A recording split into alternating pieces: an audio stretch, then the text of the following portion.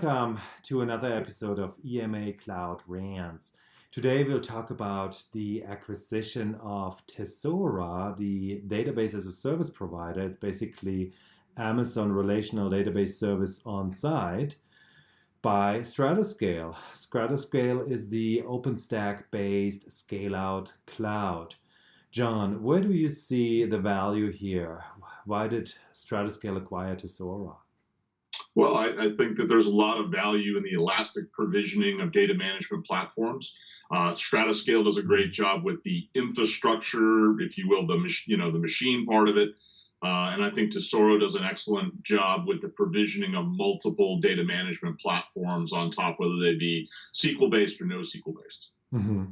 And you have to say it's a little bit limited because Tesora is really OpenStack based, meaning if you don't have OpenStack, if all you have is VMware or something else, then you can't really deploy it, which is probably the reason why this company sold, right? They drew 12.7 million since 2010, and I don't think they were gaining market share as fast as the investors were hoping. So a good opportunity for StratoScale.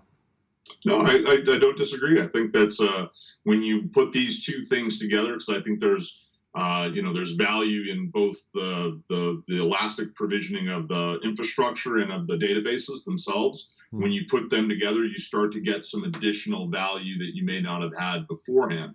So, and I think from that lower level, if you will, that operational DBA or DBA sysadmin layer, it provides a great opportunity to do things. Right. I mean, I get basically 16 databases, SQL and non-SQL, turnkey for my developers to just provision for their dev environments, even theoretically for production environments.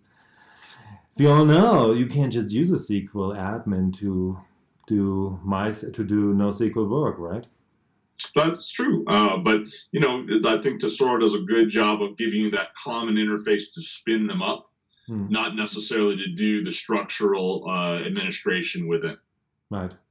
So what are you looking for that a StratoScale will do next, right? Tesora is the infrastructure layer. It doesn't cover the layer that your practice is more interested in, the schemas and the higher level pieces. From the analytics practice here at EMA, one of the important things is no matter what your workload is, whether it be operational, analytical, exploratory, et cetera, you need a structure or at least a partial schema, if you will, associated with it, because if you just pour data into a database, it soon becomes very unwieldy. You got to rebuild it, put all those components back together again. And whether you've got an enterprise data warehouse or a data mart that has a denormalized structure, if you've got an operational platform that has a third normal form, if you go to one of those more schema on read types of components, you still need to have some form or fashion of a structure that allows you to really understand where the data is, what data you have in the platform. It's very similar to what we talk about in terms of a data lake. If you just simply throw data into the lake, pretty soon it becomes a data swamp. You're not sure what the data is. You don't know its provenance. You don't know its lineage. You don't know its quality.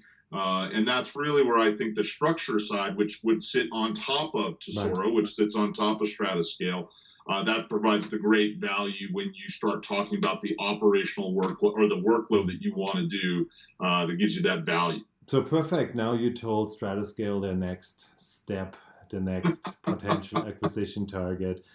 But at the end of the day, they have EC2, they have block storage and object storage on site. They call it basically an Amazon availability zone, but on site, right? So at the end of the day, it's a logical step. It's a good step. I'm sure they got him at a good price. This was another episode of EMA Cloud Rants. Thank you very much, John. Thank you.